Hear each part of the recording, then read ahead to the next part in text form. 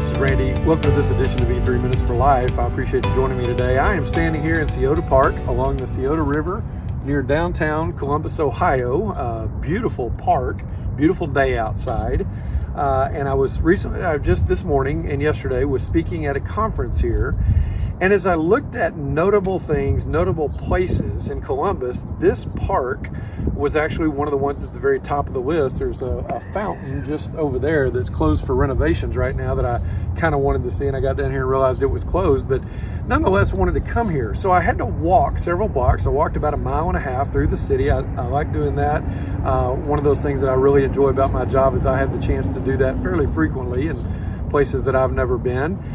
And, several things kind of caught my attention as I was walking this way. Number one, the wind.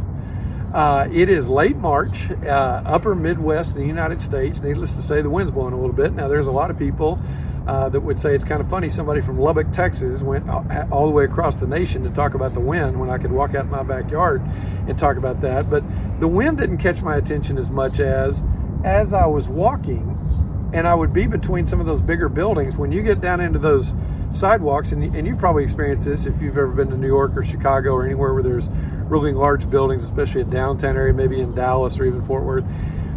When that wind comes down through those buildings, it's concentrated because it's compacted into a smaller area.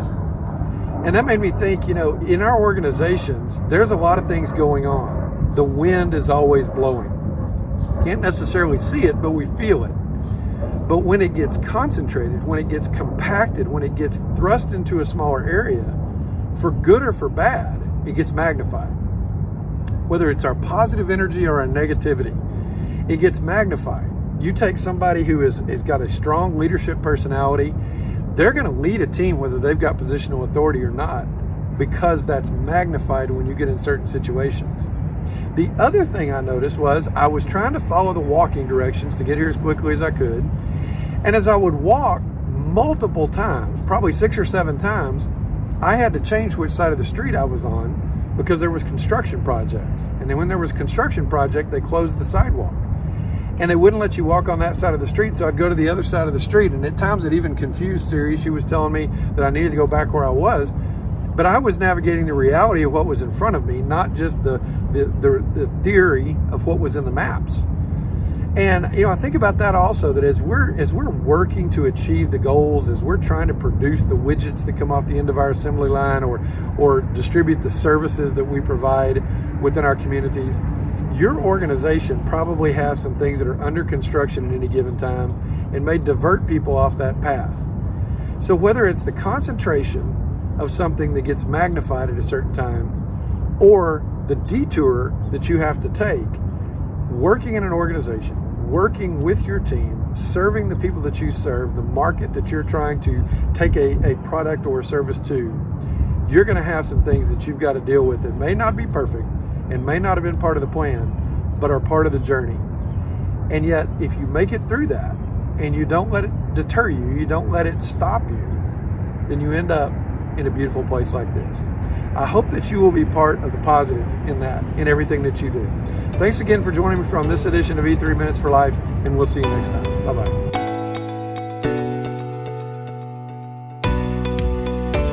Hey everyone, this is Randy. Welcome to this edition of E3 Minutes for Life, the Extra Mile.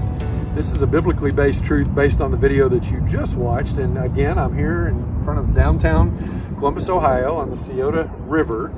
And I just talked to you about a flood that came through here in 1910 and kind of what they did in the aftermath of that and in the decades since. But I also wanted to kind of point out something to you, that if you're a Christian, if you're a believer, there's going to be times in your life when the floods are going to come.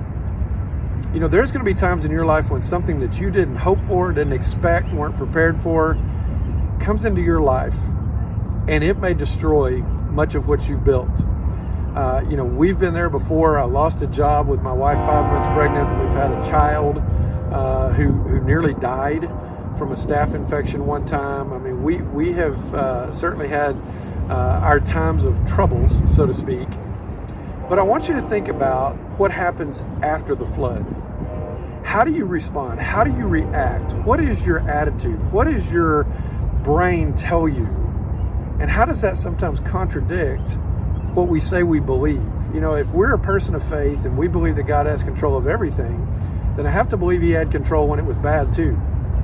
And I know through going through those things like that, how hard it can be. But I also know how we have the opportunity to rebuild stronger, to rebuild with stronger faith, to be someone who reflects what we've always said we believe to other believers around us, and maybe even to people who don't believe in God, people who don't believe in Jesus Christ, people who don't believe in the Bible. And I can't tell you that I've always responded in the best way, but I can tell you God has always been faithful as we've gone through those times in our life to bring us to the other side, stronger than we were, more focused on him, and better able to withstand that. And the big byproduct is maybe I can give some encouragement or ministry to somebody else who's going through that. I hope if you're going through something like that right now, that you'll turn to God, not turn away from him. I hope that your faith will be strengthened and not destroyed or diminished from that. And I hope that you'll look for the ways that God is trying to rebuild something in your life stronger than it was before the flood. Thanks again for joining me for this edition of E3 Minutes, The Extra Mile, and we'll see you next time.